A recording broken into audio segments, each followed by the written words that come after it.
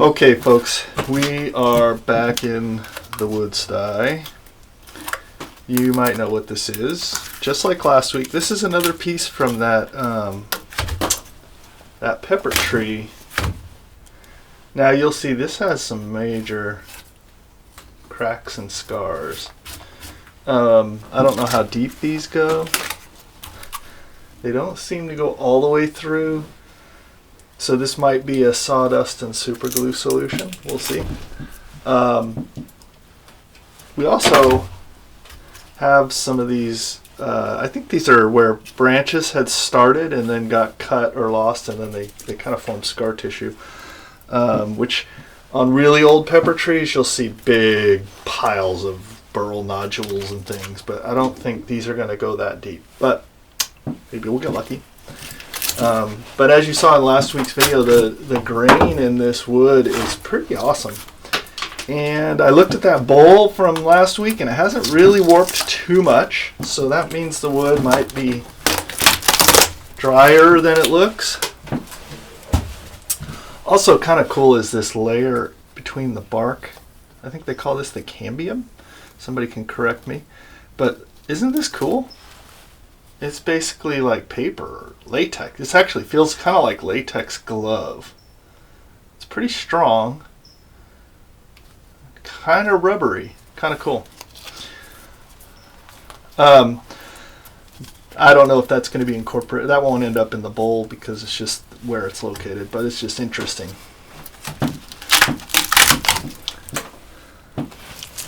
So, maybe Robot Harry will tell us a little bit about this stuff while I get this thing spinning and start taking some meat off of it, and then we'll see what we come up with. Zed has peeled the bark from this pepper tree and discovered this rather interesting, sticky layer underneath. He calls it the cambium. And, big surprise, Zed is wrong. The cambium is indeed located between the wood and the inner bark, but it is actually an extremely thin layer of living cells. This gooey material is primarily tissue associated with the inner bark containing the tree's latex and resin. And pepper trees produce quite a lot of it. When the tree is injured, these sticky compounds flow into the damaged area. They can help seal the wound and, more importantly, discourage insects, fungi, and other organisms that might otherwise take advantage of the injury. Trees have no immune system like primates. They can't run away. They can't swat things. So instead, they defend themselves chemically. Which means Zed has just peeled the tree's defenses off, exposed the goo, and is now preparing to attack it with bowl gouge. A perfectly reasonable afternoon at the Zombie Woodturner laboratory. Let us see what happens.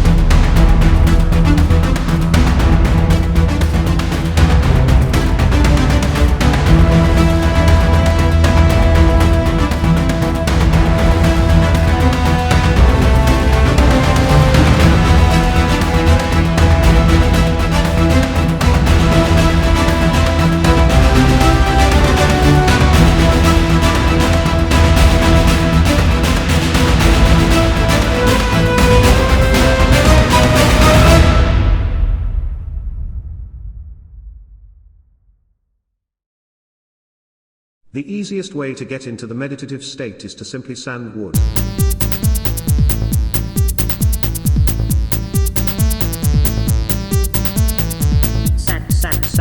Sand it.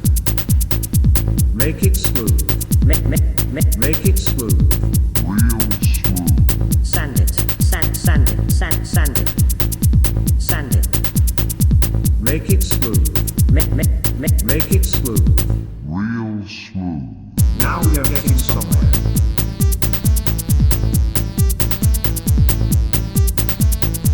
You are ridiculous. Zombies cannot turn. Zombies cannot turn. Zombies cannot turn. Zombies cannot turn. Zombies cannot turn. Real smooth. Hear the drummer get wicked.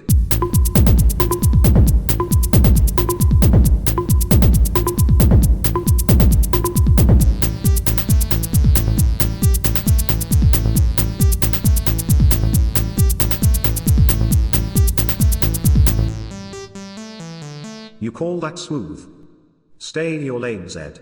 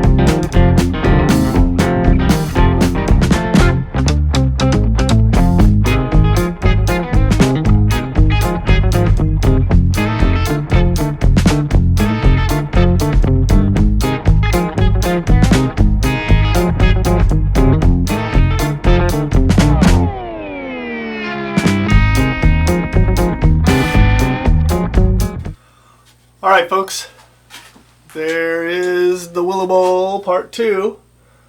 I'm really happy with the spalting in there. There's the wire rim, or wire burned rim. Wire burned foot. Number 470 is in the can. That's pepper tree. I don't know. I think the wood in this bowl speaks for itself. What do you guys think? Let me know in the comments below. But that pepper tree, just the colors, the spalting, the grain, everything about it I like. So I am going to have to find more of this. Thanks for watching the channel. Thanks for giving me some feedback below. And we'll catch you on the next one. Stay tuned for the montage and go make some sawdust.